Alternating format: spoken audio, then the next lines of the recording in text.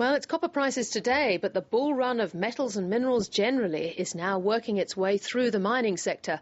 Mining worldwide is forecast to be in a net cash position for the first time in recent history by the end of 2011. Evy Hambro is Managing Director of the UK-based BlackRock Investment Management, which is the investment manager for the ASX-listed Global Mining Investments. I spoke to him a little earlier at the start of his Australian visit to talk to the market here. Evy Hambro, welcome back to Late Line Business. Thank you. I'm just looking at some of these metal price forecasts you've got in your presentation for today. Goldman's, UBS, Barclays. These metals are going through the roof. What is driving this relentless rise? Well, we're seeing the convergence of a number of supply and demand side factors that are causing the changes here in some of the prices being used by analysts. And I think we're also starting to see an evolution of the long-term prices to a higher level as well. And these are being driven by the supply-side constraints we see within the industry, namely in copper, where production seems to be being held back by a number of grade issues, by a number of political issues in some parts of the world that have been slowing down development of new mines. On the demand side, we're also seeing very strong levels of consumption from the emerging nations. And when you put those two things together, we are seeing tight markets for some commodities, leading to these higher price assumptions. GMI was overweight copper in the last quarter, and that certainly paid you dividends. Is this Dr. Copper at work? Is it in any way predicting the global economy, or just very volatile? No, I think, as I said, I think we're seeing the copper price trading within a range of $3 to $4 a pound, and that's what's happened for most of 2010.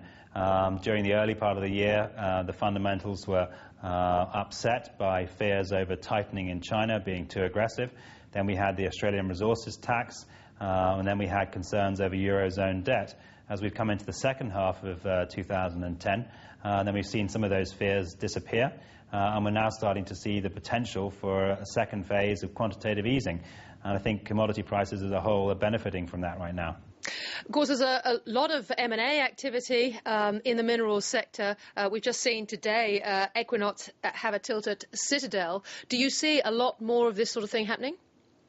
Well, it's in the mid-cap space. It's certainly cheaper today to go and buy assets rather than to go and build them. And I think that is the driving force behind the M&A trend that we're seeing in the market now. In the larger cap space, the lack of availability of tier one assets at reasonable prices is slowing down the rate of M&A transactions. So I think the M&A trend is likely to continue in the mid-cap area rather than necessarily in the large cap area. In the large cap area, of course, BHP Billiton has got its bid in play for potash. How do you see that working its way out? Because the BHP share price, I think, has only gone up about 3 or 4% compared to Rio going up a lot more since that bid was first announced. Yeah, well, I think the market might be frustrated by the lack of capital management that BHP has failed to do as a result of making the potash transaction. And that's not necessarily a criticism. They've decided to use their capital on this deal. I think whilst we're waiting to see what happens with regards to regulatory approval on the potash transaction, the shares will be held back because of that uncertainty. When that becomes clear, which is actually not that far away now, either way, I think the market will, be able to see where the company's fortunes are going to go. And if the deal doesn't happen, then I think we're likely to see a large capital management initiative from the company. Rio, BHP and Xstrata, of course, together make up over 20% of your portfolio. You mentioned earlier the mining tax in Australia. Of course, there has been some very recent uncertainties which have certainly upset BHP Billiton. How do you view the situation with the MRRT?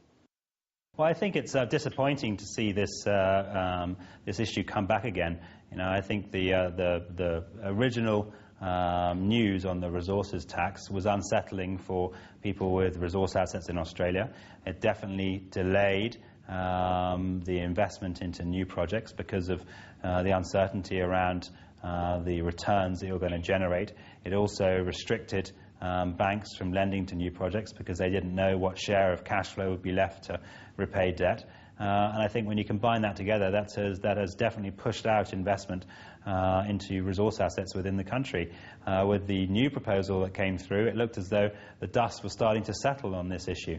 But now it's having arisen again. I think it's only can be further increasingly damaging to resource investment inside Australia.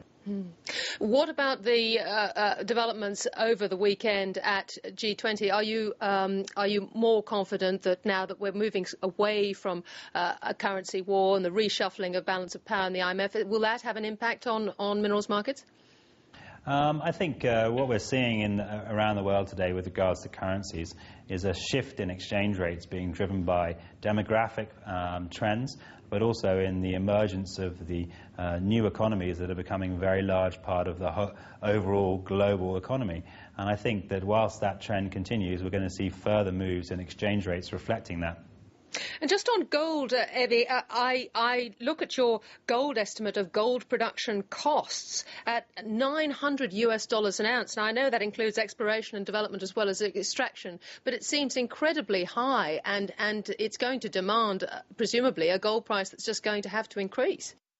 Yeah, I mean, that level of $900 an ounce is the break-even point for investing in a new gold mine. And obviously there are some mines that are cheaper than that and there are some that are more expensive than that. But we think that is about the gold price. It's probably 900 plus today, where we would see a break-even rate of return for investment into a new gold mining project somewhere in the world. Now, I think if you're going to be an investor, you want to get a higher rate of return than zero.